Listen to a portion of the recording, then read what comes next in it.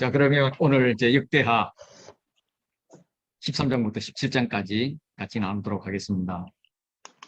자, 역대하 13장부터 17장은 요 남녀 왕들의 이야기죠. 그 중에서 오늘 아비야와 아사 이야기를 하고 여호사밧 시작하고 이제 마치도록 그렇게 할게요.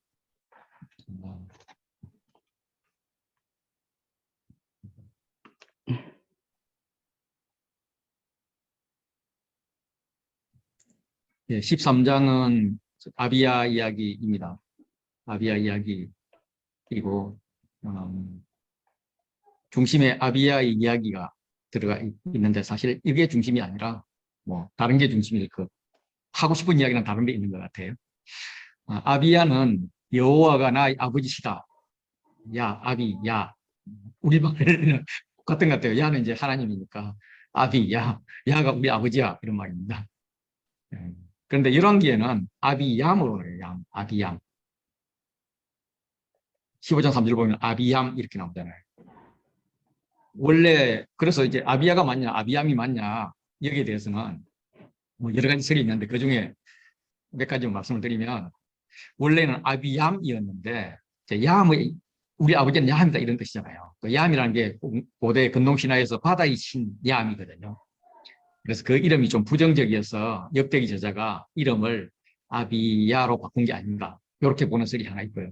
거꾸로 원래 이름은 아비야였는데 열왕기 저자가 이제 이 동시대에 여로보암의 아들이 아비야였거든. 그래, 아비야하고 혼선을 막기 위해서 아비얌으로 바꿨다. 뭐 이런 설이 있습니다. 그리고 이제 원래 본명은 아비얌이었는데 이제 즉위시 통치할 때 이름을 아비야로 불렀다. 뭐 이런 설이 있는데 어느 게 맞는지는 모르겠습니다. 그래서 저희는 그냥 좋은 뜻인 아비야로 부르도록 그렇게 하겠습니다. 열왕기에서는 아비야가 8절에 그칩니다. 8절에 그치는데 역대기에서는 23절에 걸쳐서 기록되어 있어요. 평가도 열왕기는 아비얌이 그의 아버지가 이미 행한 모든 죄를 행하고 다윗과 같지 않아서 여호와 앞에서 온전하지 못하였다 하는 식으로 이제 부정적으로 이야기를 하는데 역대기는 아비야는 점점 강성하며 아내도 많이 거느리고 아들, 딸들도 많이 낳았다. 이렇게 긍정적입니다. 점점 강해져 갖고 많은 아내와 아들들을 거느리는 법을 누렸다라고 이야기합니다. 그의 어머니 이름은 미가야이고 이바 사람 울리엘의 딸이다라고는 그런데 이게 좀 이상해요. 이제 열왕기에도 보면 좀 내용이 좀 달라요. 그래서 일단 이름이 미가야고요. 역대하 11장 20절에 보면 이제 마가가 이렇게 또 나와요. 그러면서 여기는 울리엘의 딸이라고 했는데 압살롬의 딸이라고 그래요. 되게 이상하죠. 그래서 이 마가야와 마가는 같은 이름으로 이렇게 봅니다. 그런데 이제 또 문제는 압살롬의 딸이라 그러면 압살롬보다 훨씬 동생이 솔로몬이잖아요. 네. 그런데 솔로몬의 아들의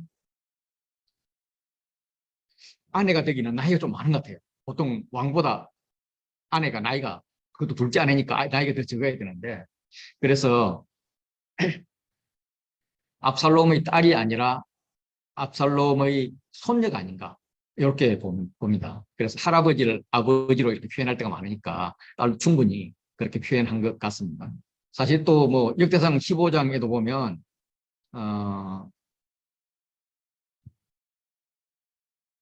대하 15장에도 보면 아사왕의 어머니 마가 이렇게 또 나옵니다. 그래서 사실 이건 이제 어머니가 아니라 할머니거든요. 그래서 이건 충분히 있는 것 같은데 이제 문제는 이제 이게 울리엘의 딸인가 압살롬의 딸인가 요게 이제 문제가 돼요. 그래서 이제 이걸 해석가들은 어떻게 생각하느냐 하면 압살롬의 딸, 그러니까 손녀, 원래 압살롬의 딸이 이제 그 다말이었잖아요. 다말의 딸, 압살롬의 손녀인 마아가가 손녀이면서 우리 애라고 그러니까 압살롬이 딸하고 결혼을 해서 거기서 낳은 아들이다. 낳은 딸이다. 이제 이렇게 이제 봐요. 뭐 중요한 건 아닌데 어쨌든 기록들이 좀 이렇습니다. 그래서 또 열왕기에서는 압살롬이나 아비살롬이라고 그렇게 표현을 하기도 해요. 그래서 여기 나오는 것들은 좀 이름들이 좀 다른 이런 것들은 그렇게 이상하게 생각할 것이 없이 고대 표현들이 이렇다 이렇게 보시면 될 것 같습니다. 이제 본격적으로 이제 아비야 이야기로 들어가면 아비야가 여로보암과 전쟁을 합니다. 아비야는 싸움에 용감한 군사 40만 명을 택해서 싸움을 준비하였고 여로보암은 80만 명을 택해서 그하고 대전을 합니다. 수적으로 보면 여로보암이 유리하죠. 아비암이 그런데 싸움 준비를 했어요. 그리고 에브라임 산중 스마라임 산 위에 서서 이야기를 합니다. 그걸 보면 지금 예루살렘이 여기에 예루살렘 여기고 요 위가 이제 이스라엘 북이스라엘 지역인데 북이스라엘 제일 남단 도시가 이제 베델쯤 돼. 베델 바로 아래에 서미라임이라는 산에서 선 걸로 봐서는 아비암이 공격을 한 것 같아. 싸움 준비를 했다 하는 것으로 봤더니 이제 공격했다는 것 같고 여로보암 입장에서는 이제 대진했으니까 방어를 한 것 같아요. 그러면 이제 공격보다 방어가 훨씬 쉽거든요. 그 공격하는 사람들은 방어하는 사람들은 9배 정도 되어야 이렇게 수적으로 맞다 뭐 이렇게 이야기하는데 어쨌든 지금 결론적으로 보면 아비야하고 남왕국의 아비야하고 르호보암의 아들이죠. 남왕국의 아비야하고 북왕국의 여로보암이 싸우는데 여로보암이 군사적으로도 유리하고 지리적으로도 유리한 위치다 그런 거죠.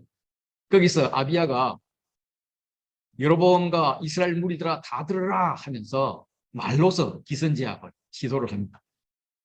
산 위에서 이렇게 말로서 하는 거는 사사기 배우면 기드온의 첩의 아들이 아비멜렉인데 그 아비멜렉이 왕이 되고 싶어서 아비멜렉이라는 이름 자체가 내 아버지는 왕이다 이런 뜻이거든요. 왕이 되고 싶어서 형제들을 70명을 다 죽입니다. 그리고 왕이 돼요. 그때 이제 유일하게 살아남은 왕자가 요담인데 요담이 높은 산에 올라가서 아비멜렉과 아비멜렉을 도왔던 세겜 사람들을 막 비난합니다. 그때 요담이 그리심산 꼭대기로 가서 그 목소리를 높여서 그들에게 외치 이르시되 세겜 사람들 안에 말을 들으라 라고 하는데 그거랑 같은 톤입니다.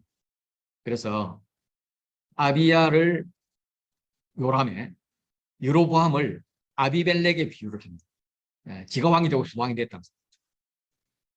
그리고 아비멜렉이 요담의 저주를 듣고 조금 이따 죽거든요. 그래서 여로보암도 곧 죽을 것이다 라는 것을 암시하는 것 같습니다. 어쨌든 나레이트는 아비야가 남유다 왕이 수적으로는 또 전술적으로는 불리하지만 아비야는 군사들의 수를 그렇게 이야기를 하지 않아요. 처음 시작할 때는 이렇게 군사 이야기를 했는데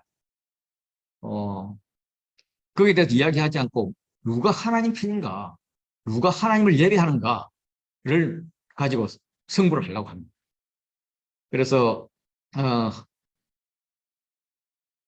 스마라임이 제가 뭐 여기라고 이야기했는데 정확한 위치는 알 수가 없죠. 알 수가 없는데 이 공격을 이 싸움에서 아비야가 이기면서 여로보암의 땅들을 이렇게 점령을 하는데 그때 점령하는 게 베델하고 뭐 호글라, 아멕, 그시스 뭐 이런 땅들이 정복을 하는데 그걸로 볼 때는 베델 근처가 아닐까라고 이야기합니다. 어쨌든 이 아비야는 여로보암과 이스라엘 무리들을 다 들어라 하면서 여로보암하고 이스라엘 무리들을 나눠요. 근데 사실 그 말을 듣는 사람은 적군이 많을까 아군이 많을까? 그러니까 아군이 더 많아요. 사실 아군들에게서는 말일 수도 있어요. 먼저 이스라엘 백성들을 꾸짖습니다. 이스라엘 하나님 여호와께서 이스라엘 나라를 다윗과 그의 자손에게 주셨고 그것을 소금 언약으로 했는데 그 소금 언약을 세웠던 너희가 알지 않느냐. 이제 소금 언약이라는 것은 민수기 18장 9절에 나오는 건데 너와 내 후손에게 영원한 소금 언약이다. 다시 말해서 영원히 폐기될 수 없는 언약이다. 이런 의미예요. 그렇게 소금 언약을 세운 걸 너희가 알지 않느냐. 그러면서 이제 여로보암의 죄를 이야기해요. 여로보암을 들먹이면서 북이스라엘 너희들 왕 이렇게 이야기하지 않고 느밧의 아들 여로보암 이렇게 이야기해요. 그래서 느밧의 아들 여로보암이 일어나서 자기 주를 배반했다. 그래서 원래 여로보암은 다윗의 아들 솔로몬의 신하였는데 반란을 일으켜서 왕이 되었다. 자기 주를 배반했다. 그리고 남봉꾼들과 잡배를 모아서 세력화했다. 이렇게 이야기합니다. 이 남봉꾼과 잡배를 모은 것은 아비멜렉도 같은 짓을 했던 거죠. 그리고 그는 솔로몬의 아들 르호보암을 대적했다. 네. 다시 말해서 이건 또 무슨 말이냐면 솔로몬은 다윗의 자손인데 결국 다윗의 자손의 손으로 다스리는 여호와의 나라, 이 여호와의 나라를 대적했다. 이제 이런 의미입니다. 그리고 금송아지를 신으로 만들었다. 아론 자손인 여호와의 제사장들과 레위 사람들을 쫓아냈다. 그 자리에 이방 백성들의 풍속을 따라서 제사장을 삼았는데 어린 수송아지 한 마리, 순양 7마리만 바치면 제사장 시켜줬다. 이게 무슨 말이냐. 이런 죄를 가진 게 너희의 대장이다. 라고 이야기해요. 그런데 너희는 여러 번 지었던 요 6가지 죄 중에서 자기 주를 배반한 이거 외에 이번 6번은 다 너희 죄하랑 너희도 같이 지은 죄다. 아비멜렉이 세겜에서 잡배들을 모아서 세력화했는데 혹시 여로보암이 세겜을 수도로 삼았는데 그게 같은 거 아니냐? 너희도 그 세겜 무리에 참가 아니냐? 너희가 보니까 큰 무리인데 내가 보니까 세력화된 잡배 같아. 그 잡배에 너희는 참가한 것 같아. 이렇게 이야기하고 여로보암이 솔로몬의 아들 르호보암을 대적했는데 너희도 다윗의 자손의 손으로 다스리는 여호와의 나라를 하나님의 나라를 지금 대적하고 있는 거야. 그리고 여로보암이 만든 송아지 너희가 섬겼잖아. 그리고 여로보암이 제사장을 내쫓고 성직을 팔았는데 너희들 중에 그 성직 산 제사장 있지. 또 그 제사장이 하는 제사에 너희가 참가하지. 너희 다 같은 놈들이야. 이렇게 이야기합니다. 그런데 우리 남유다는 달라. 남유다는 여호와의 나라야. 왜냐하면 여호와께서 우리 하나님 되시거든. 우리가 그를 배반하지 않았거든. 여호와를 섬기는 제사장들이 있는데 그들은 하나님의 규례대로 임명된 아론 자손들이거든. 그리고 또 레위 사람들도 수종을 들어서 매일 아침 저녁으로 여호와 앞에서 번제를 드리고 분향하고 깨끗한 상에서 전설병을 놓고 또 뭐 금등잔 때 뭐 여기에 저녁마다 불을 켜고 이렇게 하거든. 이거는 민수기 8장 6절에 있는 내용이야. 이스라엘 자손 중에서 레위인을 데리다가 정결하게 하라 하는 그 정결 규례대로 우리는 하고 있어. 그래서 결론적으로 말하면 우리는 하나님 여호와의 계명을 지키는데 너희는 그를 배반하였어 라고 대조를 시킵니다. 이거는 적들에게 죄책감을 주게 하는 메시지이면서 동시에 남유다에게는 이 전쟁은 타당한 거야 하는 자부심을 주는 그런 메시지입니다. 그러면서 이제 보라, 보라가 빠져 있는데 보라, 하나님 우리와 함께 하사 우리의 머리가 되신다. 봐라, 그의 제사장들이 이걸 인정하지 않냐? 우리와 함께 하여서 전쟁에서 나팔을 불어서 공격한다. 그래서 이스라엘 자손들아, 이스라엘 무리들아, 이렇게 이야기하면서 여로보암하고 분리해서 이스라엘과 유다는 다 이스라엘 자손이야. 우리에게는 하나님이 우리의 머리야. 그의 제사장들, 소위 말해서 아론의 자손들로 임명된 제사장들이 우리를 위해서 싸우는 거야. 그런데 그 우리에 너희가 속했다면 다행인데 속하지 않고 대적한다면 너희 조상들의 하나님, 조상 때부터 섬겨왔던 하나님 여호와와 싸우는 거야. 그렇게 싸우지 마. 너희가 행통하지 못할 거야. 이기지 못할 거야. 이렇게 이야기하면서 그는 북이스라엘과 비교해서 남유다가 더 바른 예배를 드리고 있어. 그래서 예배에 대한 자신감을 이야기해. 표면적으로는 심리전에 우위를 점거한 거죠. 이 정도 됐으면 저쪽은 상대는 기가 확 죽어가지고 전쟁은 이제 승리해야 돼. 그런데 우리가 알다시피 그렇게 나라가 나눠진 것은 솔로몬이 하나님을 배신했기 때문에 하나님께서 여로보암을 세운 거잖아요. 그런 이야기 쏙 빼놔요. 르호보암도 전쟁해서 뭐 지가 잘못해가지고 나라가 분리됐는데 그걸 전쟁으로 막으려고 했는데 하나님께서 야 싸우지 마 형제끼리 싸우는 거 아니야 내가 그렇게 한 거야 이렇게 했는데 그것도 알고 있으면서 그런 이야기도 생깁니다. 이렇게 아전인수격인 그런 이제 자랑을 하는 거죠. 그럼 거기에 대항한 여로보암은 어떻게 하느냐? 여로보암은 아비야의 비난에 대해서는 전혀 응수를 하지 않아요. 그냥 복병을 배치합니다. 여로보암이 유다의 뒤를 둘러 복병하였으므로 유다 사람들의 앞에는 이스라엘 사람들이 있고 뒤에는 복병이 있는지라 이렇게 유다는 이스라엘 앞뒤를 포기해버렸어요. 여로보암은 자기도 할 말이 많을 텐데 어린 놈이 까분다고 막 그렇게 묵살할 수도 있는데 신학적 논정을 무시하고 묵살해버립니다. 전쟁만 이기면 된다는 그런 입장에서 복병을 배치하는 거예요. 그런데 이제 정신을 차리고 보니까 유다 사람들이 급해졌잖아요. 앞뒤로 이렇게 포위됐으니까. 그러니까 그때서야 유다 사람이 여호와께 부르짖고 유다 사람이 소리지르고 제사장들 나팔을 유다 사람들이 소리 지를 때 다시 말해 강력하게 기도할 때에 하나님이 여로보암과 온 이스라엘을 위해서 아비와 유다 앞에서 치십니다. 이스라엘 치십니다. 그 결과 이스라엘 80만 명 중에서 50만 명이 죽었고 항복했습니다. 하나님은 아비야의 신앙적 우위의 주장에 전혀 반응을 하지 않으셨습니다. 마치 바리새인이 기도할 때 자기를 높이고 세리를 낮추는 그런 모습으로 받아들이신 것 같아요. 오히려 북이스라엘에게 무리한 진영을 만들어줘요. 포기를 하게 해요. 그런데 이제 하나님께서 언제 유다에게 반응을 하느냐면 유다가 부르짖을 때였습니다. 절박함, 연약함 그 기반으로 부르짖을 때 하나님께서 승리를 주시는 거예요. 바울이 나는 나의 연약함을 자랑하겠다, 약함을 자랑하겠다 하는 그 말씀과 일맥상통합니다. 그래서 결론적으로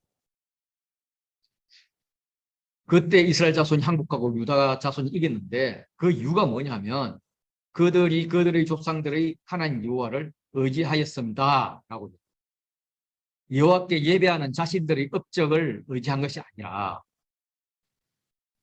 하나님 여호와를 의지했다. 아비야가 여로보암을 쫓아가서 성읍을 빼앗았습니다. 베델과 그 동네 뭐 이렇게 뭐 에브론 뭐 이런 동네들 빼앗았습니다. 대표적인 게 베델이죠. 베델은 여로보암이 숭아지 우상을 세운 곳입니다. 그런 측면에서 베델 정복은 의미가 큽니다. 여로보암이 다시 강성하지 못하고 여호와의 치심을 입어서 죽었다고 13장 20절에 이야기합니다. 반면에 21절에 아비야는 점점 강성해서 아내 14을 거느려 아들 스물과 딸 6을 낳았다고 합니다. 여로보암은 BC 931년부터 910년까지 22년을 통치를 했고 아비야는 913년부터 11년까지 10년 통치를 했습니다. 다시 말해서 아비야는 BC 911년에 죽고 1년 후인 BC 910년에 여로보암이 죽었는데 여로보암이 다시 강성하지 못했다. 그리고 죽었다. 이렇게 표현을 합니다. 나중에 이제 아모스를 공부하면 그때 여로보암 2세가 나오는데 그 2세 때 베델이 북이스라엘 땅으로 나옵니다. 그래서 아마 이 전쟁에서는 베델을 남유다가 빼앗았었는데 전쟁이 50년 동안 끊이지 않았으니까 그래서 뒤에 북이스라엘에 뺏긴 게 아닌가 싶습니다. 그리고 이제 결론적으로 요약하기로는 아비야의 남은 사적과 그의 행위와 그 말은 선지자 입도의 주석책에 기록되었다라고 해요. 입도는 뭐 솔로몬에 대한 기록도 있고 르호보암에 대한 기록도 가지고 있는 분이죠. 그렇게 이제 끝이 납니다. 이 구조를 한번 따져보면 구조상의 가운데 아비야의 스피치가 강조되고 있습니다. 그 아비야의 스피치에는 여로보암의 죄가 나열되었고요. 그리고 여로보암과 함께하는 북이스라엘 군사들의 죄를 보였습니다. 그리고 남유다는 하나님이 원하시는 방법으로 하나님이 원하시는 예배를 드린다고 했습니다. 그런데 그 이후 상황이 더 나빠진 것을 보면 하나님은 야, 그렇게 하는 거 아니야 라고 말씀하시는 거죠. 그래서 그들은 포위를 당했고 우리가 뭔가 잘못했구나 라는 걸 알고 무너질 때 그때야 승리를 줍니다. 이걸 통해서 배울 수 있는 것은 죄의 문제는 나의 죄를 고백하는 것이지 남의 죄를 까발리는 게 아니다. 이런 것을 배울 수 있고, 예배에 있어서는 우리가 하나님께 예배하자 하면서 예배를 잘못 드리거나 안 드리는 사람에게 바른 예배를 하자, 영과 진리로 예배하자 이렇게 군면하는 것은 좋지만 나의 예배가 합당한 예배라고 자랑하는 것은 어리석은 일이다. 그래서 예배를 할 때는 예배 자리에 들어가기 전에 나의 죄를 돌아보고, 그럼에도 불구하고 하나님의 인자하심에 감사하고 그렇게 하나님께 기뻐하면 되는 것 같습니다. 그리고 예배 후에는 내가 예배하고 나서 이렇게 기쁜 얼굴을 가졌어, 너도 같이 해볼래? 하고 근면하는 것이 바른 예배의 자세가 아닌가 생각이 듭니다. 14장으로 넘어가겠습니다. 14장도 16장까지 이렇게 교차대꾸 구조가 되어 있습니다. 그 교차대꾸가 있는데 그 중간에 보면 종교 계획이 있습니다. 다시 말해서 이 14장부터는 아사왕의 이야기인데, 아사왕은 대단한 종교 계획을 했습니다. 그런데 후스와의 전쟁에서 승리를 했어요. 이때는 하나님을 의지했습니다. 그런데 이스라엘 전쟁에서는 패배합니다. 아람을 의지하거든요. 세상을 의지합니다. 그래서 처음에는 종교 계획가로 등장을 했는데 말년에는 불신앙으로 하나님을 의지하지 않는 자로 마칩니다. 그래서 그는 즉위하자마자 평화를 확립해 갔지만 결론은 평화를 상실했다. 그런 이야기를 지금 아사왕을 통해서 합니다. 14장에서는 요 위에 두 이야기를 합니다. 아사왕이 좋았던 때를 이야기합니다. 아사 이야기는 열왕기에서는 16절에 지나지 않지만 역대기에서는 48절 이렇게 상당히 많은 지면을 할애합니다. 그래서 먼저 이제 앞부분을 보면 아사는 41년을 다스렸습니다. 아비야가 죽고 아사가 왕이 되었던 최초 10년 동안은 평안하였다고 그렇게 이야기해요. 그리고 그 이후에 5년은 언급이 없는데 평안하지 않았을까 추정을 합니다. 그리고 15년부터 35년까지 전쟁이 없었습니다. 그래서 아사가 개인적으로는 하나님과 여호와 보시기에 선과 정의를 행해서 이방제단과 산당을 없애고 주상을 깨뜨리고 아세라상을 찍었습니다. 백성에 대해서는 하나님 여호와를 찾게 했고 그 율법과 명령을 행하게 했습니다. 그래서 모든 성읍과 산당과 태양상을 없앱니다. 그 결과 나라가 그 앞에서 평안함을 누리는데, 이걸 이제 구조적으로 보면 이런 산당을 없애고 주상을 깨뜨리고 아세라상을 찍고 산당과 태양상을 없애는 이 사이에 핵심은 하나님 여호와를 찾고 율법과 명령을 행했다라고 이야기합니다. 그래서 율법과 명령을 행한 것이 강조가 되는 거죠. 여기서 이제 태양상은 보면 없앴다라는 대신에 여기는 찍었다 이런 표현을 뒤에 보면 써요. 그래서 이 태양상은 이제 뜨겁다, 덥다 이런 단어에서 파생되었기 때문에 이름을 태양상, 뜨거운 상이다 이렇게 했는데, 이게 이제 태양을 숭배하는 데 사용된 기물인가, 아니면 향을 태우는 분향단인가, 뜨겁잖아요. 아니면 신전인가, 뭐 요 세 가지 정도로 해석을 하는데, 이렇게 역대하 34장 7절 또 앞에 4절에 보면 이 태양상을 찍어버리는 그 도끼로 찍는 거거든요. 이걸로 볼 때에 아마 이거는 뭐 태양상이라는 게 태양을 상으로 만들기가 쉽지가 않으니까 향을 태우는 분향단이 아닌가 이렇게 생각을 합니다. 그리고 실제로 이제 에스겔서에는 분향단으로 번역을 하고 있습니다. 그래서 산당과 분향단을 없앴다 이렇게 보면 좋을 것 같아요. 아사 이야기에는 초반에 평안이 이야기돼.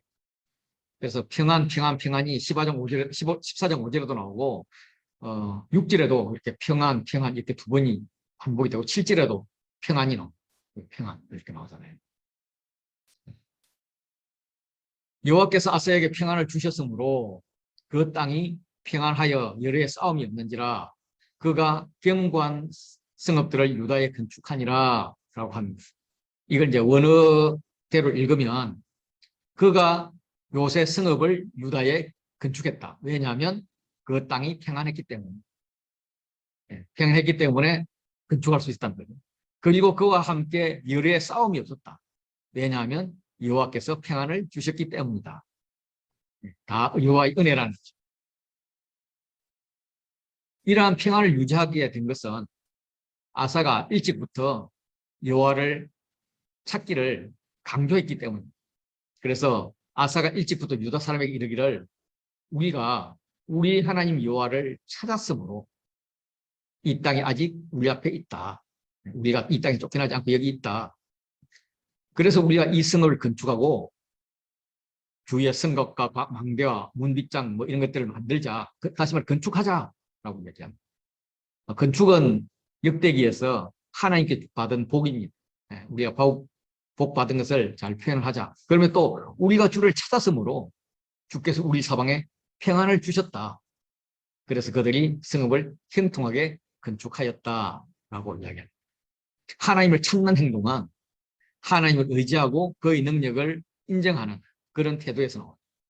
그래서 하나님께 기도하는, 대화하는, 교제하는 이런 상황이고 또 그 결과 하나님 말씀에 순종하는 겁니다.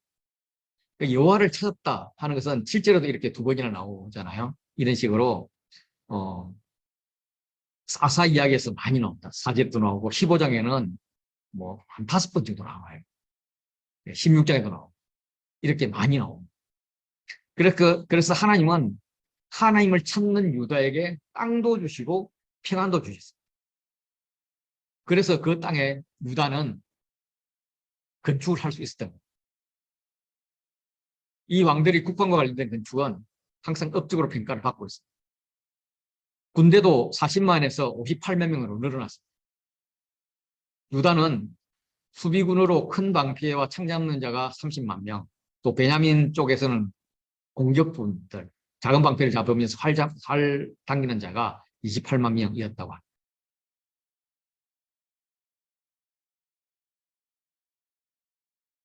그런데 구스 사람 세라가 그들을 치려하여 군사 100만 명과 병거 300대를 거느리고 왔습니다. 구스는 70인역에는 에디오피아로 에디오피아. 그리고 지금으로는 이집트 남부의 수단 지역으로 그렇게. 그래서 그 당시 사람들의 세계관으로서는 구스는 세계 최남단 지역입니다. 그래서 남쪽의 땅 끝에서 하나님을 대적하는 무리들이 온 것으로 그렇게 보는 것. 군사 100만 명하고 병거 300대. 군사가 100만 명이나 되는데 병거가 300대밖에 안 되는 이건 좀 이상하긴 해요. 그런데 이제 뭐 그런 거에 대한 의구심은 그냥 접어두고 중요한 것은 유다는 병거도 없거든요. 군사가 58만 명. 그래서 군사 58만 명으로는 감당하기 어려운 100만 명을 지금 데리고. 근데 뭐 우리가 알다시피 여호와의 전쟁에서는 군대의 숫자는 별로 의미가 없잖아요. 아사가 나가서 전열을 갖추는데 그 전열에는 앞에 시작할 때는 군사가 이렇게 있었다 하면서 합계가 58만 명이 나오지만 전열을 갖출 때는 몇 명 나갔는지 말을 하지 않습니다. 전열 갖추고 나서는 아버지 아비야가 적들을 대상으로 장엄한 연설을 한 것하고 다르게 그냥 여호와여 하고 하나님을 부르셨습니다. 우리 하나님 여호와여 여호와여 이러면서 전쟁의 주체가 하나님이라는 여호와여 힘이 강한 자와 약한 자 사이에는 주밖에 도와줄 리가 없습니다. 그래서 우리 하나님 여호와여 우리를 도와주십시오. 이 많은 무리를 우리는 치러 왔습니다. 이렇게 이야기해요.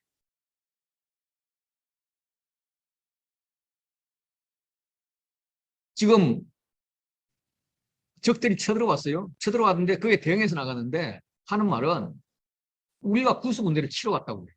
다시 말해서 우리가 구수군대를 이기러 왔다는 거예요.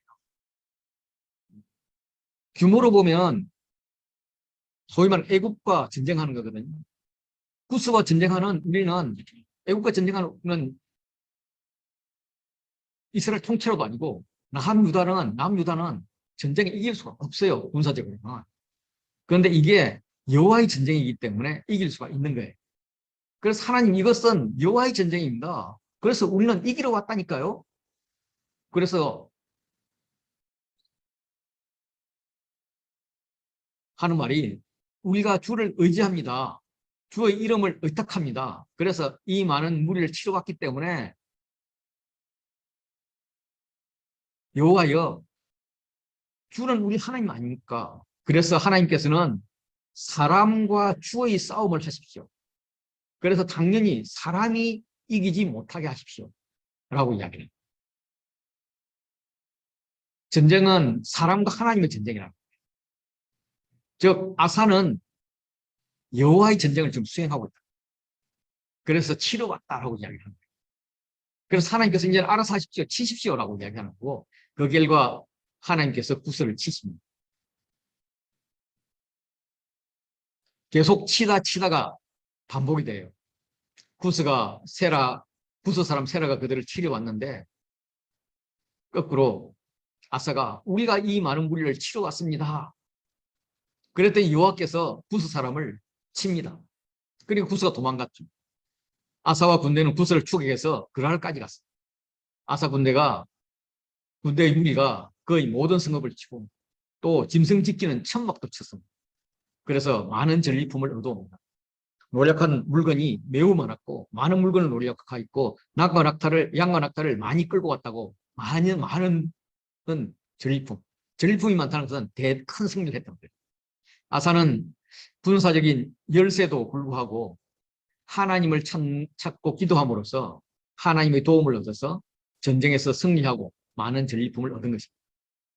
이 전리품은 15장에 가면은 5년 후에 제사에서 소 700마리, 양 7,000마리를 바치는 것에 사용합니다. 15장은 이 가운데 있는 종교계획, ABCBA 구조에서 핵심이 되는 종교계획인데 이 종교계획은 아사랴의 예언과 아사왕의 개혁을 이루었습니다. 15장 1절 보면 하나님의 영이 오데스의 아들 아사랴에게 임하심에로 시작을 합니다. 하나님의 영이 누구에게 임했다라고 시작하는 것은 잘 알려지지 않은 선지자의 예언을 소개할 때 사용되고 있습니다. 예를 들면 여호와의 말씀이 스마야에게 임하시되 이르시되 또 여호와의 영이 회중 가운데 레위 사람 야하시엘에게 임하시고 제사장 여호야다의 아들 스가랴에게 감동시키고 이렇게 유명하지 않는 사람들에게 주로 이렇게 많이 이야기를 하죠. 이거는 이제 아사랴가 나가서 구스 군대를 물리치고 돌아오는 아사를 맞아서 말하는 거죠. 그런데 쭉 읽어보면 승리하여서 전쟁에서 수고했습니다 하는 그런 승리에 대한 축하가 없습니다. 그리고 강하라. 그래서 상급이 있을 거다. 이런 말을 하는 거 보면 어쩌면 이거는 구스 군대와 싸우러 나갈 때 아사를 맞아서 용기를 주고 전쟁을 내보내는 그런 메시지가 아닐까 하는 생각도 듭니다. 그런데 이제 구스 전쟁에 이기고 오는 군대를 맞이하는 것처럼 전쟁 후에는 정확한 거는 모르지만 아마 교차대꾸 구조를 만들기 위해서 그래서 교차대꾸의 중심에 종교 개혁을 강조하기 위해서 하는 이 문학적 기법이 아닐까라고 저는 개인적으로 생각을 하고 있습니다. 그가 이야기합니다. 아사와 및 유다와 베냐민 무리들아 내 말을 들어라. 내 말을 들으세요. 이런 말이겠죠. 너희가 여호와와 함께하면 여호와께서 너희와 함께 하실지. 너희가 만일 그를 찾으면 그가 너희와 만나게 되시려니와 너희와 만일 그를 버리면 그도 너희를 버리시리라. 당연한 이야기로 시작을 합니다. 그러면서 이야기를 읽으면 좀 앞뒤 문맥이 안 맞는 것 같은데 이스라엘이 과거에 하나님을 버렸을 때 그리고 다시 찾았을 때는 그때는 이스라엘에는 참신이 없고 가르치려는 제사장도 없고 율법도 없는 지가 오래되었다. 참신이 없는 것은 하나님을 참신으로 인정하지 않은 것입니다. 하나님 무시한 거죠. 가르치는 제사장이 없다는 것은 그들이 11조를 내지 않아서 제사장과 레위인들이 자기 직무를 할 수 없어서 먹고 살 길을 찾아서 다 떠났다는 거예요. 율법이 없었다는 것은 자기 소견에 옳은 대로 행했다. 힘 있는 사람 마음대로 했다. 이런 의미이기 때문에 이게 사사시대를 회귀한 게 아닌가 싶습니다. 이 사사시대가 오랫동안 계속되었다. 그렇지만은 그들이 그 환란의 때에 이스라엘 하나님 여호와께로 돌아가서 찾으니까 하나님이 그들과 만나게 되셨다라는 거예요. 만나 주셨다라는. 이제 이 이야기를 읽는 사람들은 포로기환에서 돌아온 원독자들이잖아요. 돌아온 이제 포로기환 공동체잖아요. 그들이 원독자들이잖아요. 그러면 이 말씀은 원독자가 찾아야 할 것이 뭔지를 말해줍니다. 그래서 포로기환 공동체가 찾아야 할 것은 기본적으로는 참신, 하나님이 참신이라는 것을 알아야 된다. 그리고 두 번째로는 하나님과의 대화를 도와주는 제사장, 그리고 율법, 즉 말씀입니다. 이 제사장과 율법은 오늘날 우리에게는 예수님을 예표한다, 그렇게 볼 수 있습니다. 참신은 성부 하나님이겠죠. 그러면 이 하나님과 예수님을 어떻게 만날 것인가? 그거는 성령 충만해야 만날 수 있어요. 성령의 도움으로 만날 수 있어요. 그래서 이 말씀에는 성부, 성자, 그리고 보이지 않는 성령이 다 같이 있습니다. 그래서 오늘날 이야기로 따지면 우리가 찾아야 할 분은 오늘날 신학으로는 성부, 성자, 성령 하나님이다. 그럼 그분을 찾는 방법은 뭐냐? 찾는 길은 예배와 말씀이다. 이렇게 이야기를 하고 있습니다. 그때 사사시대에는 온 땅의 모든 주민이 크게 요란했다. 그래서 이 나라가 저 나라가 치고 이 성읍이 저 성읍과 치고 결과 피차 상하였다는 거죠. 왜 그러냐 하면 이거는 여러 가지 고난으로 하나님이 요란하게 하셨기 때문에. 그래, 이걸 이제 구조적으로 보면 이런 이제 노차대구 구조가 돼. 요란에서 시작해서 요란으로 끝나고 평안하지 못한 게 상한 바 되었고 중심에 서로 싸웠다. 그래서 그렇게 되지 않으려면 어떻게 되느냐 하면 유다는 하나님을 찾고 제사장을 세우고 율법을 지키는 일에 강하게 해야 된다. 너희 손이 약하지 않게 하라라고 이야기해요. 전쟁에서 이기고 이제 평화 시대가 올 것인데 평화 시대에 찾아야 할 것은 하나님을 찾고 제사장을 세우고 예배를 세우고 율법을 지키는 거야. 이런 삶을 하면 이런 행위에는 상급이 있다라고 약속을 합니다. 그런즉 너희는 강하게 하라. 너희 손이 약하지 않게 하라. 너희 행위에는 상급이 있음이라. 세 번역에서는 그러나 임금과 백성 기운을 내십시오. 낙심하지 마십시오. 임금과 백성이 하는 수고에는 상급이 따를 것입니다. 이렇게 이야기를 해요. 분위기상 별로 맞지 않는 이야기인데 앞으로 할 일들이 하나님을 찾고 예배를 세우고 말씀을 따르는 지키는 것이 쉽지 않을 것이다. 우리가 여호수아도 보면 여호수아가 모세의 후계자로 이렇게 선 다음에 정복전쟁을 해야 되는데 정복전쟁을 하는데 이렇게 강하고 담대하라 이렇게 이야기하지 않고요. 마치 그때도 율법을 지켜서 좌우로는 우로도 지우치지 않아라. 이걸 위해서 묵상해야 되는데 이런 거에 담대하라, 이렇게 강하라 이렇게 이야기한 거랑 마찬가지입니다. 그래서 앞으로 해야 될 그런 종교개혁을 독려하면서 상급을 약속하고 있습니다. 아사랴의 예언에 격려를 받은 아사는 종교개혁을 시작을 하죠. 그래서 우상숭배를 제거하고 언약을 갱신합니다. 혐오스러운 것들을 제거하고 예물을 드립니다. 그래서 아사가 아사랴의 예언을 듣고 마음을 강하게 하고 가져간 물건들을 유다와 베냐민 온 땅에서 없애고 에브라임 산지에서 빼앗은 성읍들에서 없애고 여호와의 낭실 앞에 있는 여호와의 제단을 재건하고 무리들을 모읍니다. 여호와의 낭실 앞에 있던 여호와의 제단 솔로몬이 만든 건데 그동안에 관리가 안 돼서 재건해야 될 정도로 엉망이 됩니다. 이때 이제 무리는 기본적으로 유다와 베냐민 지파죠. 그런데 이제 에브라임과 므낫세와 시몬 사람들이 포함되어 있습니다. 아마 이 사람들은 아사 시대 때 북이스라엘에서 넘어온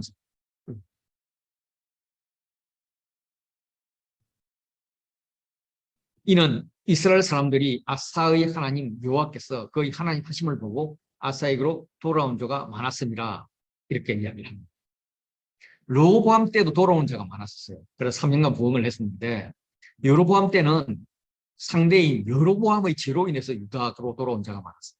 그런데 아사 때는 아사가 하나님을 찾고 하나님 함께 하심을 보고 유다로 돌아온 자가 많았던 것입니다. 상당히 모범적인 그런 왕인 거죠. 그래서 아사왕 제15년 셋째 달에 그들이 예루살렘에 모였습니다. 보통 일곱째 달에 모이는데 셋째 달에 모였어요. 셋째 달은 어떤 달이냐면 출애굽기 19장을 보면 이스라엘 자손이 애굽 땅을 떠나 3개월이 되던 날 그들이 시내 광야에 이르렀고요. 거기서 시내산 언약을 맺었어요.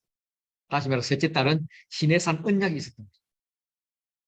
그 시내산 언약이 있었던 것은 언제냐면 안식일 이튿날로부터 7안식일 수요일을 채우고 50일이 되는 날입니다. 50일이 되는 날. 다시 말해서 요즘으로 치면 오순절 혹은 칠칠절이죠. 요즘 용어로는 성령 강림절입니다. 그래서 모세가 하나님께 십계명을 받은 날이 성령 강림절이라고 생각을 하고 있습니다. 지금 이들은 오순절을 맞춰서 다 모였습니다. 오순절에 모인 자들이 언약 갱신을 합니다. 소 700마리, 양 7,000마리로 여호와께 제사를 드립니다. 이 소와 양은 아까 14장에서 구스와 전쟁에서 얻었던 전리품입니다.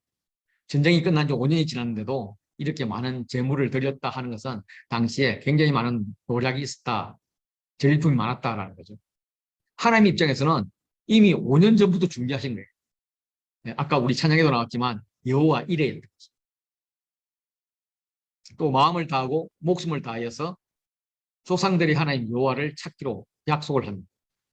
이거는 신명기 6장 4절 5절에 이스라엘아 들으라 하면서 너는 마음을 다하고 뜻을 다하고 힘을 다하여 내 하나님 여호와를 사랑하라 하신 이 말씀의 순종입니다. 그래서 이스라엘이 하나님 여호와를 찾지 않는 자는 대소 남녀를 막론하고 죽이는 것이 마땅하다. 그래서 여호와의 종교를 국교로 삼는다 하고 다시 한번 선포를 합니다. 그리고 무리가 큰 소리로 외치고 피리와 나팔을 불어서 여호와께 맹세합니다. 큰 소리로 외치면서 나팔을 불면서 피리 불면서 이렇게 하는 맹세는 이 언약을 하는 것이 아주 열정적으로 했다. 이런 것을 합니다. 그래서 온 유다가 기뻐. 이걸 구조적으로 보면 여호와를 찾기로 한 이 언약 찾았는 이것은 맹세와 맹세로 이루어지는데 이 맹세가 기뻐한지라 기쁨으로 한 맹세라는 거예요. 기쁨으로 한 맹세를 강조하고 있습니다. 그래서 뜻을 다해서 여호와를 찾았기 때문에 여호와께서도 그들을 만나 주시고 그들이 사방에 평안을 주셨다. 그리고 해모스러운 것들을 제거를 합니다. 아사왕의 어머니, 할머니죠. 할머니 마가가 아세라의 가정한 목상을 만들었습니다. 그래서 아사가 할머니의 태우 자리도 폐해버리고 그 우상을 찢고 빻아서 기도론 시내가에 불살라고. 아마도 아사의 정책을 반대하는 정치 세력이 마가의 보호를 받았던 것 같아요. 그래서 왕이 선왕의 아내를 비하하는 것이 어렵죠. 어려울 뿐만 아니라 위험하죠. 위험한데 아사왕은 시범 케이스로 태우를 피하고 우상을 찍고 빠서 기드론 시내까지 불살랐어. 완전히 파괴했단 말이에요. 그런데 산당은 이스라엘 중에서 제하지 아니하였으니 라고 이야기를 해요.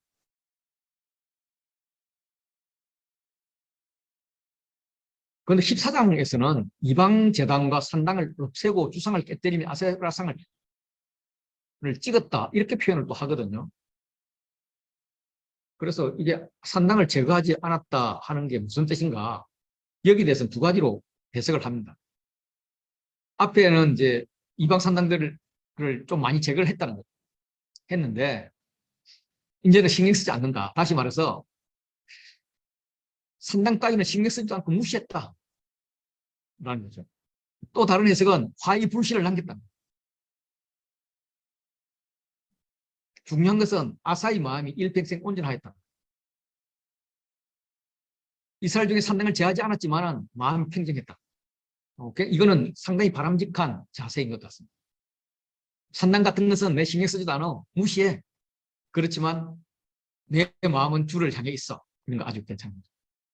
괜찮은 건데 이 괜찮다고 해서 자부하다 보면 어느 날 산당이 점점 제 덩어리가 되죠. 그래서 무시하는 것은 바른 태도예요. 바른 태도지만 그로 인해서 안일을 하면 큰일이 납니다. 그래서 고린도서에서는 우상의 제물에 대해서 그 무시하고 그냥 먹어도 상관없어. 그렇지만 안 먹는 게 좋겠어 라고 이야기를 하잖아요. 이런 의미로 보시면 될 것 같습니다. 그리고 이제 제물을 드립니다. 아버지가 구별한 것, 자기가 구별한 물건들을 하나님께 전해드립니다. 그리고 아사왕 35년까지 다시는 전쟁이 없었다라고 이야기합니다. 이게 이제 발견된 산당입니다. 히브리어로는 바하마 이렇게 표현을 하는데 산당이라는 것은 이제 우리가 산당으로 번역되어 있기 때문에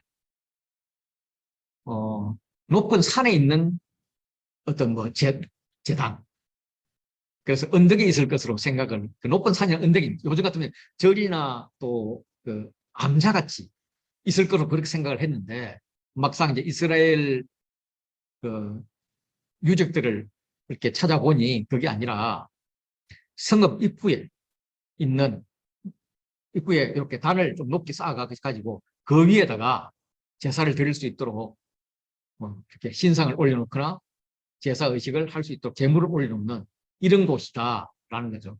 그렇게 이런 산당이 이제 사실 마을 입구에 이렇게 있으니까 없애버리는 게 맞죠. 없애버리는데 이제 거기서 뭐 또 다른 용도도 쓸 수 있으니까 안 없애고 뭐 이렇게 했던 것 같습니다. 이제 요거는 이제 나중에 열왕기를 공부하시면 나오지만 이 이스라엘 역사의 대대로서 왕이 중앙 집권을 강하게 할 때는 산당을 없애고 그리고 그 다음 왕은 이제 군권을 하려면 산당들을 이렇게 만들어주고 이런 것들을 반복합니다. 무시하는 건 맞지만 계속 감동 긴장을 풀어서는 안 될 존재로 남아있다.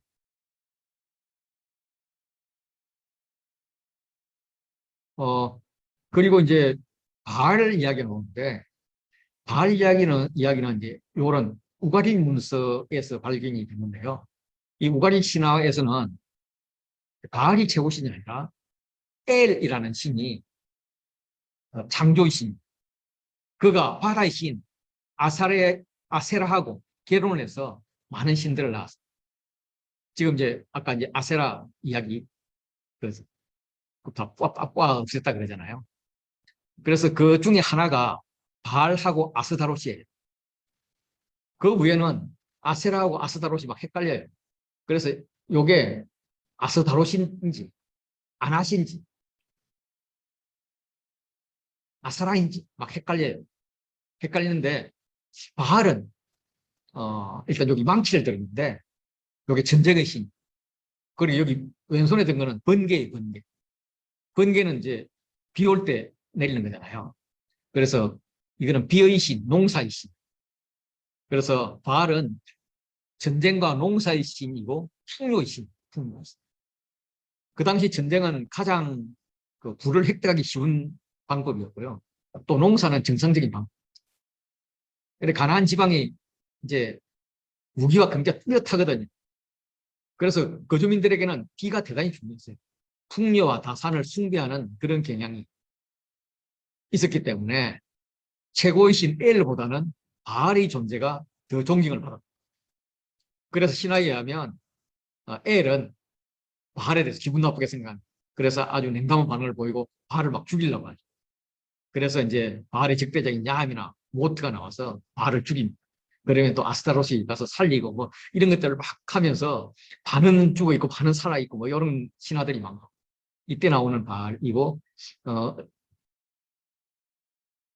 어쨌든 이 상황에서 보면 산당을 이 마을마다 거의 있었기 때문에 없애는 게 그렇게 쉽지 않았다 이런 것들을 좀 알 수가 있습니다. 그리고 없애는 게 맞았다라는 것도 알 수 있고요. 역대 16장은 이 교차대꾸 중에서 이제 아사가 타락하는 부분인데 아사의 관련 이야기인데 아사왕 제36년에 이스라엘 왕 바하사가 유다를 치러 올라왔습니다.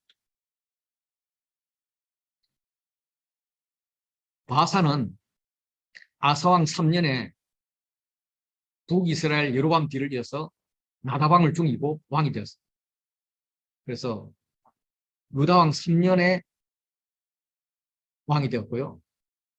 그리고 아사왕 26년에 죽었어요. 그런데 36년에 치러 올라왔대요. 말이 좀 이상하잖아요. 그래서 이 36년은 아사왕 36년이 아니라 분단된 지, 남북으로 분열된 지 36년이 아니냐. 뭐 이렇게 보는 사람들도 있습니다. 그래서 36년이 되면은 르호보암이 17년을 했고 아비암이 3년을 했으니 20년이잖아요. 그럼 36 빼기 20하면 16이 되잖아요. 그런데 이제 거기에 이제 중복된 해들이 있으니까 15나 14년이 될 수가 있거든. 그래서 그러면 아사왕 14년이나 15년에 쳐들어와서 전쟁을 했고 16년에 죽었다. 이렇게 말을 할 수가 있어요. 그래서 이제 그렇게 보는 설도 있다라는 겁니다. 그래서 앞뒤가 좀 맞지는 않습니다. 바사가 사람들이 유다왕 아사에게 왕래하는 것을 이제 막기 위해서 라마를 건축했어요. 라마가 어디 있느냐면 여기가 예루살렘이고요. 여기 북이스라엘 베델이고 에브라임이 베델과 단과 베델의 송아지상을 만들어가지고 야 예루살렘까지 1년에 3번 갈 필요 없어. 여기서 제사 드리면 돼. 이렇게 했잖아요. 그럼에도 불구하고 신실한 사람들은 예루살렘을 왔단 말이에요. 오니까 왕 입장이 불안한 거예요. 그래서 그걸 못 가도록 아예 여기 라마에 성을 구축을 합니다.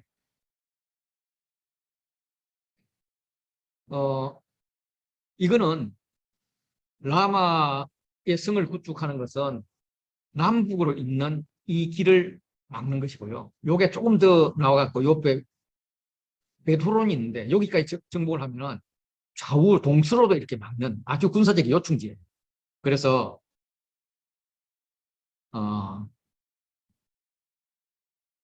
이 라마의 성을 구축한다는 것은 남유다로 봐서는 굉장히 위협적. 그들의 영토 확장 전략이고요. 또 예루살렘 성전으로 예배드리러 오는 자들을 막는 그런 조치였어. 그래서 상당히 성공적이었던 것 같아요. 아사로스는 어쨌든 이걸 막아야 된다. 그럼 어떻게 막을 것인가 하는 문제인데 16장 2절 보면 아사는 여호와의 전 곡간과 왕궁 곡간의 은금을 내어다가 다메섹에 사는 아람 왕 베나다덱에게 보내며 이렇게 그동안에는 하나님께 묻고 하나님을 의뢰했던 게 15장까지 했어요. 종교회까지 다 했단 말이에요. 그런데 그거랑 전혀 자세가 다르게 세상의 힘을 선택을 하고 있어요. 거기다가 여호와의 전 곡간에 있는 은금을 사용을 했어요. 르호보암이 시삭에게 금방패를 비롯해서 모든 것을 다 빼앗겼잖아요. 빼앗기고 나서 뒤에 아비야 자신이 열심히 모았다. 물론 르호보암 이후부터 모으기 시작했겠죠. 그런 전리품. 그것을 가지고 그냥 하나님 것을 도둑질해서 이방 왕에게 주는 거예요. 이거는 역사상 처음으로 이스라엘 사이의 갈등의 이방 세력을 끌어들인 그런 게 됐죠. 아비야하고 베나닷의 아버지 사이에는 조약이 있었던 겁니다. 그런데 후에 베나닷이 아비야와 조약을 깨고 북이스라엘 바사와 조약을 맺었어요. 그래서 이제 다시 바사와 조약을 깨고 자신과 조약을 맺자고 합니다. 돈 많이 줄 테니까. 그랬더니 베나닷이 아사의 제안을 받아들여서 북이스라엘을 공격하는 거예요. 그 베나닷은 돈 많이 주는 대로 따라가는 용병인 거죠. 그래서 이 베나닷은 요 위에 북쪽부터 치고 내려오는 거예요. 그래서 단, 아벨마임, 납달리 이렇게 북구성들을 치고 내려왔습니다. 그러니까 남쪽에 라마성을 구축하던 바사가 위가 쳐들어오니까 큰일 났죠. 그래서 이 군사를 뽑아서 북쪽 방어에 애를 쓰는 거예요. 집중할 수밖에 없었던 거예요. 그래서 라마에 건축하는 일을 포기하고 공사를 거쳤어요. 외교적으로는 굉장히 성공이죠. 거기다가 아사는 바사가 라마를 건축하기 위해서 제목들을 갖다 놨는데 하지 못하고 가버렸기 때문에 그 제목을 갖고 와가지고 미스바도 구축하고 게바도 구축했답니다. 그래서 경제적으로도 군사적으로도 아주 성공을 한 기가 막힌 외교 전략을 썼던 거예요. 세상적으로 그랬던 거죠. 그런데 그때 선견자 하나니가 유다왕 아사에게 와서 도대체 당신은 누구를 의지하고 있느냐 하는 문제를 걸고 넘어지면서 질책을 합니다. 왕이 아람 왕을 의지하고 하나님 여호와를 의지하지 않았기 때문에 아람 왕의 군대가 왕의 손에서 벗어났습니다. 라고 이야기합니다. 벗어났다는 말은 즉각적이고 빨리 움직여서 안전하게 도망했다라는 것을 의미합니다. 아람은 유다에게서 이익을 챙긴 후에 적시 계약을 깨뜨리고 유다에게 어려움이 될 것이다 라는 예언입니다. 예, 이후 아람은 정작 강성해가지고 나중에는 남북이 협공을 해야 할 정도로 군사적으로 위협이 되었습니다. 그러면서 과거 부스가 100만 대군을 끌고 쳐들어왔을 때에 그때 이야기를 구사 사람과 룹 사람의 군대가 크지 않았습니까? 그때 이제 룹 이야기를 안 했는데 룹은 리비아였고 모두 애국왕 시삭의 소속이었던 거죠. 어쨌든 그들을 끌고 왔었던 것입니다. 이건 아마 그때 시삭 때 왔던 그보다는 이제 시삭의 아들 오르콘 1세인데 그때 침입한 걸 보여서 상황적으로는 아사가 대응하기 어려웠지만은 왕이 여호와를 의지하였기 때문에 여호와께서 왕의 손에 넘겼다. 그래서 당신이 승리했다. 그 여호와는 어떤 분인가? 온 땅을 두루감찰하게 해서 전심으로 자기에 향하는 자를 위해서 능력을 베푸는 분인데 그 능력이 복이 될 수도 있고 재앙이 될 수도 있다. 그래서 이번에는 하나님을 의지하지 않았기 때문에 아람 왕을 의지한 것은 망령된 행동이었다. 그래서 이후부터는 왕에게 평화가 깨지고 전쟁이 있을 것이다. 라고 이야기합니다. 이렇게 질책을 하는데 이때 등장한 이름 하나님의 이름 뜻은 자비입니다. 자비. 다시 말해서 아사가 하나님의 말을 듣고 회개하면 하나님께서 자비를 베푸셔서 용서할 의향이 있다 하는 것을 암시하고 있어요. 아사에게도 아주 절호의 찬스죠. 회개하고 다시 과거로 돌아갈 수 있는. 그런데 아사가 노합니다. 그의 말에 크게 노합니다. 그래서 승견자를 옥에 가두어 버립니다. 아사는 최초로 이방 세력을 빌어서 동족 문제를 해결한 자이기도 하지만 또 하나는 최초로 선지자를 박해한 왕이 됩니다. 이후에 아합 왕도 미가야를 옥에 가두었고 시드기야도 예레미야를 옥에 가두었고 요아스는 스가랴를 죽였습니다. 이렇게 박해한 왕들의 공통점은 그들은 징계를 받았다. 심판이 따랐단 말이에요. 신약 시대에 와가지고 빌라도가 예수님을 십자가에 못 박은 것도 비슷한 거죠. 어쨌든 왕권의 문제가 있으면 언제나 선지자권이 나와서 대립을 하게 됩니다. 문제가 왕의 교만 때문인 거죠. 어쩌면 선지자가 위기 때만 나와야 되는데 평소에 막 나와가지고 왕하고 사회에 불신을 초래하는 그런 정치 개입을 많이 해서였을 수도 있습니다. 육대기에서는 전자라고 이야기하는데 이야기하는 것 같은데 후자일 가능성도 있는 거예요. 선지자가 너무 설치는 것으로 보이는 거죠. 그래서 결정적일 때 나와서 딱 할 말 해야지 막 평소에 설치지 않아 이런 생각도 듭니다. 우리에게 시사하는 바가 크죠. 이 시대에.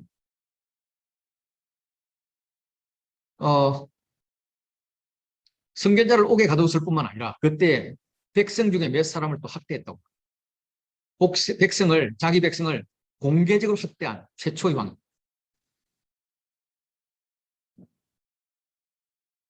그러면서 16장 11절에는 아사왕의 처음부터 끝까지 기록이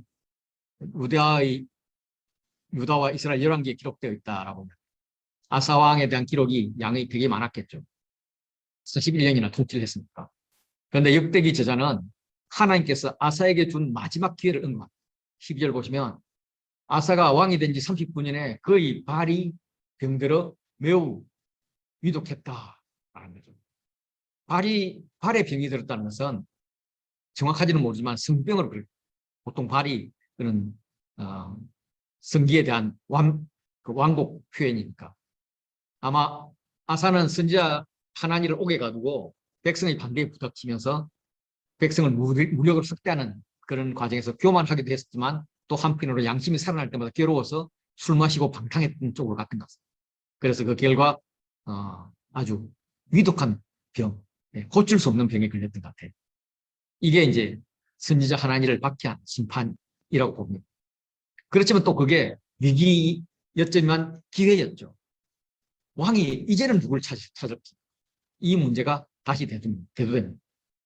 그런데 여호와께 구하지 않고 여호와를 찾지 않고 여호와를 의지하지 않고 의원들에게 구하였더라라고 해요. 마지막 기회를 잡지 못하고 실패로 생을 마감했습니다. 그래서 41년 만에 죽었죠. 41년 중에 35년은 5년 동안에는 업적이 있습니다. 마지막 6년은 하나님 보시기에는 바르지 못한 삶을 살았죠. 그런데 백성들의 입장에서는 정치적으로도 안정되었고 또 북이스라엘 사람들이 계속 그 예루살렘을 이렇게 왕래를 하니까 경제적으로도 상당히 유리한 상황이었습니다. 그래서 아사의 죽음을 성대하게 해줍니다.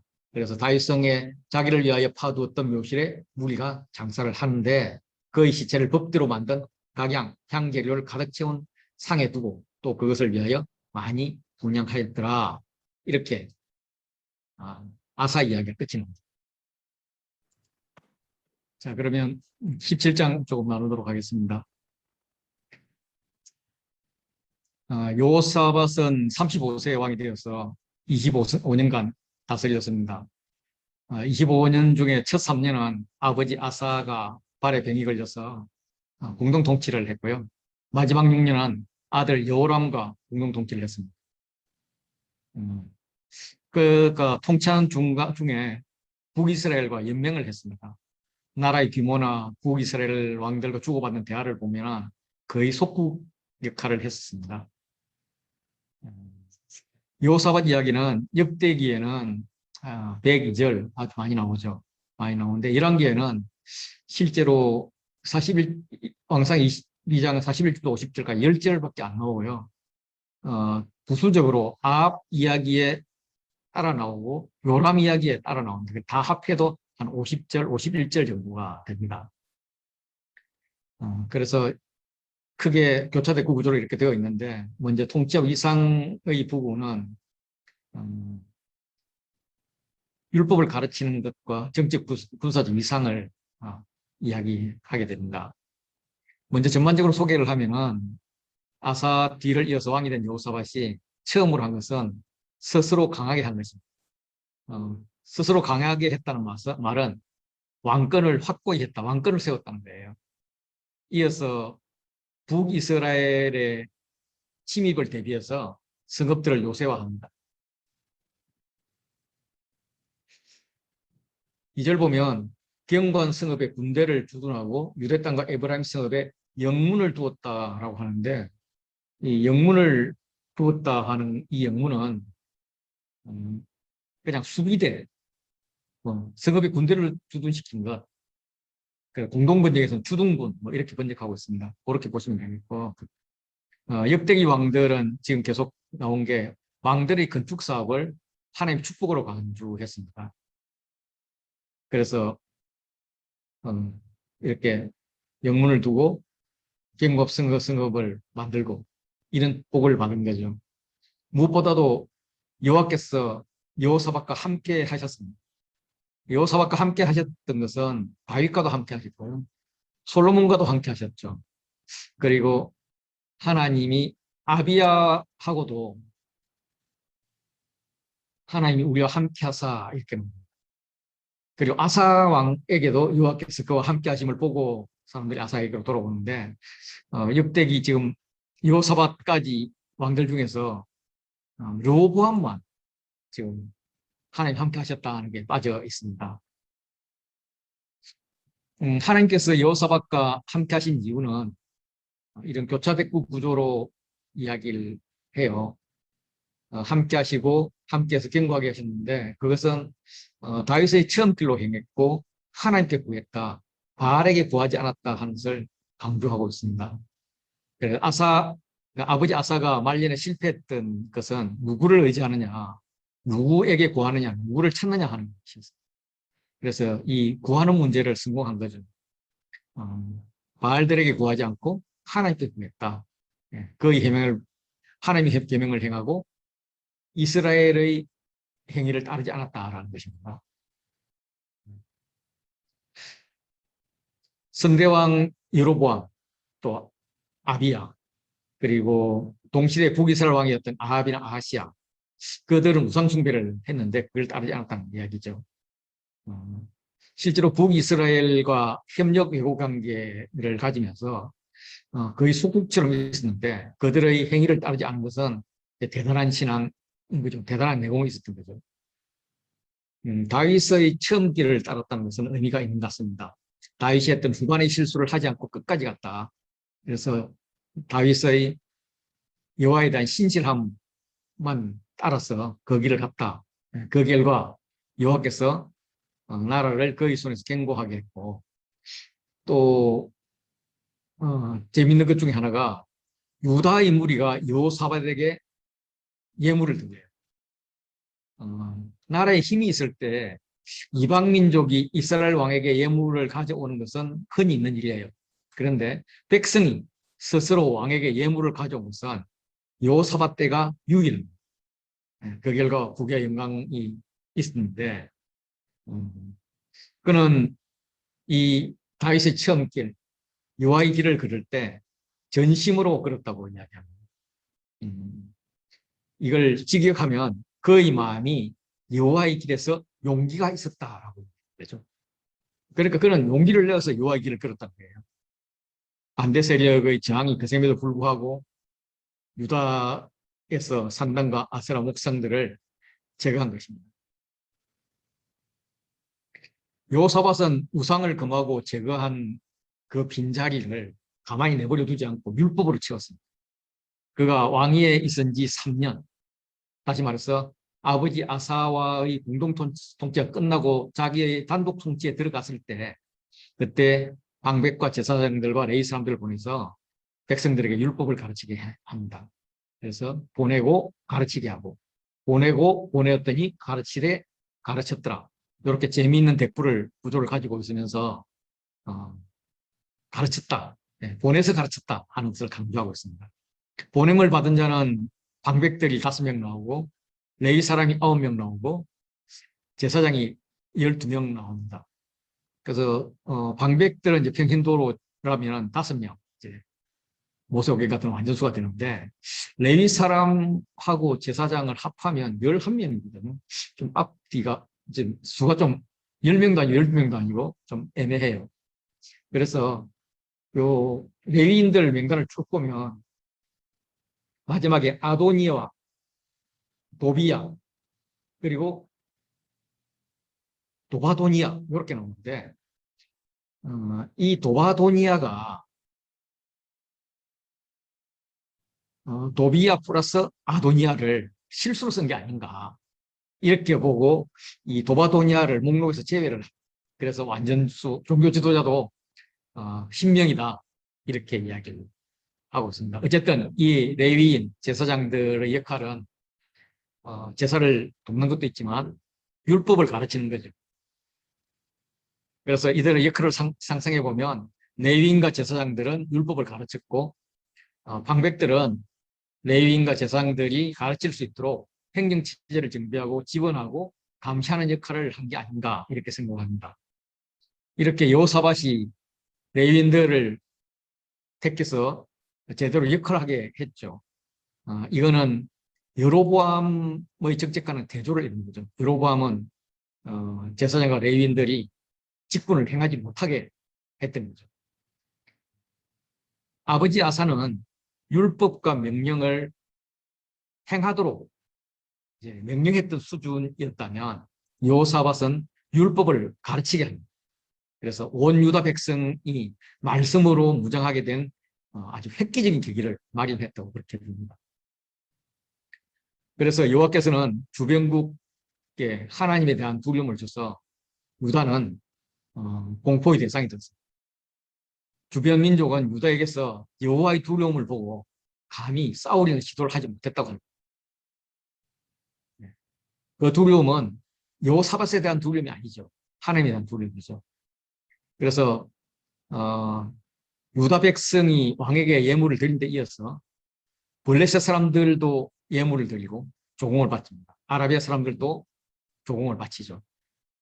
그런데 여호사밧은 여기에 자만하지 않습니다. 자만하지 않고 국토방위 방어 준비를 계속합니다. 그래서 유다의 경관 요새와 국고성을 건축을 합니다.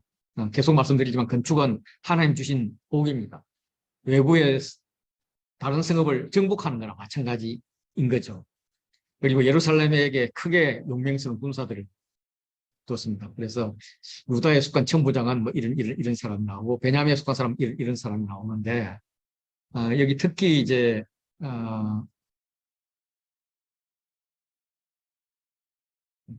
이 아마시아는 자기를 여호와께 즐거이 드린 사람입니다. 다시 말해서 신앙심이 깊은 자를 지도자로 세웠다 이렇게 볼 수가 있고요. 또 여호와나는 뭐 별 말은 없는데 나중에 23장에 가면은 요시야를 세우기 위해 가지고 여호야다가 거사를 행하기로 결정을 합니다. 결정을 할 때에 용기를 내서 백부장들과 언약을 맺어서 몇 달 며칠 계속 거사를 하자 이렇게 언약을 맺는데 그때 요하난의 아들 이스마일 포함되어 있습니다. 다시 말해서 요하난은 백성을 잘 지도했을 뿐만 아니라 자식 교육에도 성공한 아버지. 굉장히 부럽죠. 어쨌든 이들 천부장들이 이런 지도자들이 거느린 백성들의 수를 합하면 116만 명. 이는 다 왕을 모시는 자요. 이 외에도 온 유다 경관 성읍들의 왕이 군사를 두었다 하는 말이 있는 걸로 볼 때는 116만 명 이상이었다 이렇게 볼 수도 있습니다. 어쨌든 이 116만 명을 하더라도 역대기 전체에서 나오는 군사들 중에서는 두 번째 규모. 제일 컸던 군사는 다윗의 군사로 157만 명이죠. 유다서 17만 명, 그리고 나머지 11지파에서 110만 명인데 그거는 통일왕입니다. 근데 지금은 두 지파만 가지고도 이렇게 116만 명이나 구성했다는 것은 하나님 주신 복이 얼마나 대단했는가 이걸 볼 수가 있습니다. 예, 그 기반이 저는 말씀을 지켜라에 지나서 말씀을 가르치는 데 있다고 그렇게 생각을 합니다. 감사합니다. 수고하셨습니다.